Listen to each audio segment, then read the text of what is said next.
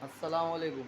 मदरसा जुन्नूरैन के अराकी माशाल्लाह। देखो अपने मदरसे में सब पंजाब जाने के लिए बच्चे लोग, मोहल्ले के कमेटी के बच्चे सब देखो सामान जमा किए। कपड़ा है, अनाज है, ये सब भाई पंजाब जाएगा हमारे पंजाबी भाई लोग के लिए जो बहुत परेशान है। क्योंकि हम लोग भी ईदगाह रोड पे रहते हैं, हम लोग को भी मालूम है पानी भरता है तो क्या हालत होती है। तो हम लोग हर साल वो चीज़ से गुजरते हैं।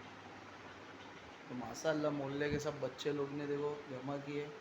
इंशाल्लाह 10 तारीख को ये सब पंजाब जाने वाला है। सब पंजाब जाने भेजने की तैयारी चालू है। ये ईदगाह रोड, भिवंडी, महाराष्ट्र।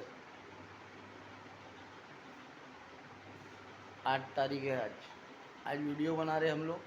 8 तारीख है ना? 8 तारीख है भाई आज। 10 तारीख को निकलने वाला था। 10 तारीख को सब जाएंगे यहाँ से, पंजाब के लिए रवाना होगा। इंशाल्लाह अगली वीडियो फिर आएगी।